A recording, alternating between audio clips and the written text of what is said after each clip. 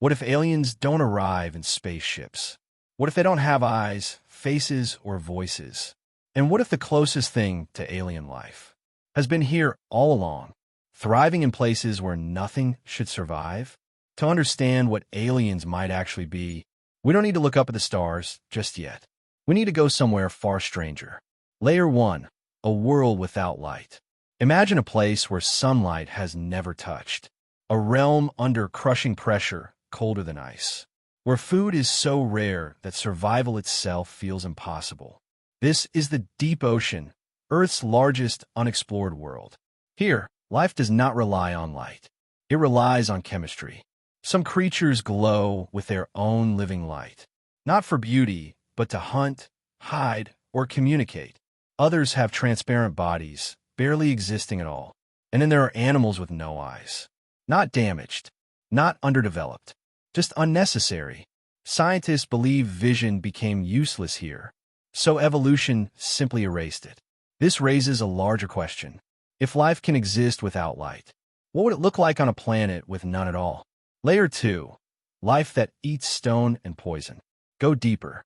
At the ocean floor, near volcanic vents, water erupts from the earth, hot, toxic, filled with chemicals that would kill most known life instantly. Yet here, entire ecosystems flourish.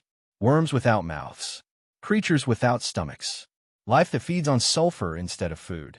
Inside their bodies live bacteria, tiny partners that turn poison into energy. This process is called chemosynthesis. No sun, no plants, no oxygen, just chemistry and survival. Scientists still don't know how these partnerships first formed, and if life can be powered by poison here, what could it feed on somewhere else? Layer 3. Bodies that break the rules. As we descend further, bodies begin to look wrong. Animals with no bones, no symmetry, no fixed shape. Some creatures melt into the environment, becoming living camouflage. Others can survive being frozen solid, then wake up again. There are organisms that can shut down almost entirely. No movement, no growth, no aging. For decades, when conditions improve, they simply continue. This feels less like life as we know it, and more like something engineered. But it isn't.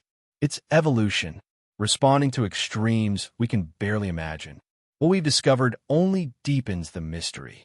If Earth can produce life this strange, why do we assume aliens would look familiar? Layer 4. Life without urgency. Now, imagine time itself slowing down. In the deepest environments, some creatures may live for hundreds, possibly thousands, of years.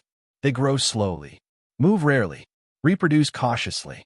Because in extreme worlds, speed is dangerous. Energy is everything.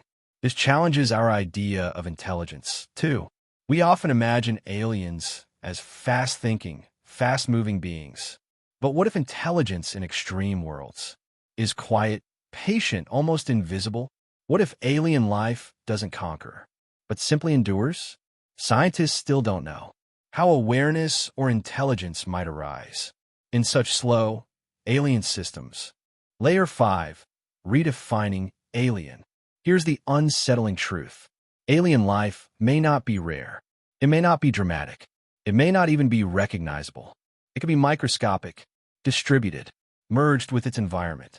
It might not build cities. It might not communicate. It might simply exist as chemistry, pattern, survival. And if that's true, then the universe may already be full of life that we don't even know how to look for. Ending, zooming out with wonder. As we search distant planets and scan the stars, Earth quietly reminds us of something profound. The strangest life we know didn't come from space. It came from pressure, darkness, heat, and time. If aliens exist, they may not arrive as visitors. They may already be waiting, in forms so unfamiliar that we don't yet recognize them as alive. And perhaps the greatest mystery isn't whether we're alone in the universe,